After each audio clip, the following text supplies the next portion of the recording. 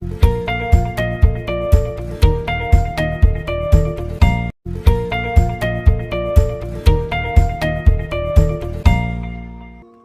The lord. యేసుక్రీస్తు దివ్యనామంలో ఉదయకాల సమయంలో కార్యక్రమం వీక్షించుచున్న మీ అందరికీ నా హృదయపూర్వక వందనాలు తెలియజేస్తున్నాను. జీవితంలో ఏదో అనుమానం, దేవుని మీద ఏదో అనుమానం కలిగి ఉన్నావా? దేవుడు చేస్తాడా లేదా? ఇంతకీ దేవుడు ఉన్నాడా లేడా? దేవుడు ప్రార్థన ఆలకిస్తాడా లేదా? దేవునికి ఇది సాధ్యమేనా అని రకరకాల అనుమానంతో ఉన్నావా? అందుకేమో నీ జీవితంలో దేవుని కార్యాలు జరగటం లేదు. చూడండి, దేవుడు అనుమానస్తుని జీవితంలో ఎప్పుడు కూడా కార్యాలు చేయడు.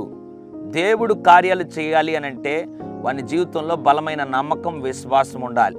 ఉదయకాల సమయంలో పరిశుద్ధ గ్రంథంలో నుండి ఒక వాక్యము ద్వారా దేవుడు మనల్ని హెచ్చరించాలని ఆశపడుతున్నాడు. లూకాసు వార్త 12వ అధ్యాయం 29వ వచనం, అనుమానం కలిగి ఉండకుడి. ఎంత అద్భుతమైనటువంటి హెచ్చరిక అండి. అనుమానం కలిగి ఉండకుడి అని ప్రభు అంటున్నాడు. ఉదయకాల సమయంలో నీకు అనుమానం ఉందా? అనుమానం ఉంటే ఎప్పటికీ నీ జీవితంలో దేవుని కార్యాలు చూడలేవు. అనుమానం పక్కన పెట్టు. దేవుడు చేస్తాడు, దేవునికి సాధ్యం, దేవుడు చెయ్యి వదిలిపెట్టడు అన్న బలమైన విశ్వాసం ఉండాలి. దేవుని మీద, వాక్యం మీద అనుమానం ఉందా, నీ జీవితంలో ఎప్పుడు కార్యాలు చూడలేవు.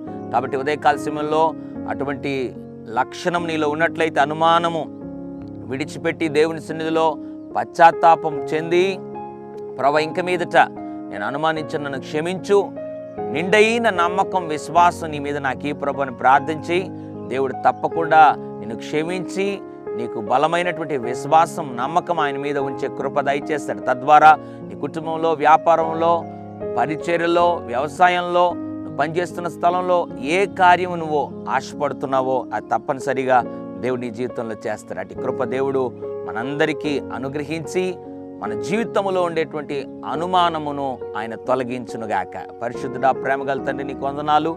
ఎంతమంది అయితే ప్రభువా అనుమానము తండ్రి నాలో ఉండకూడదు, తొలగించండి, నన్ను క్షమించండి అని ఎవరైతే ప్రార్థన చేస్తున్నారో వారిని జ్ఞాపకం చేసుకొని వారి అనుమానమునంతా తొలగించి, ఇంతవరకు ఉన్న అనుమానంను క్షమించి గొప్ప విశ్వాసం నీ మీద ఉంచి నీ ద్వారా కార్యములు ప్రభువా చూసే కృప మాకు అనుగ్రహించమని యేసుక్రీస్తు నామములో ప్రార్థిస్తున్నాను తండ్రి. ఆమేన్, ఆమేన్. God bless you.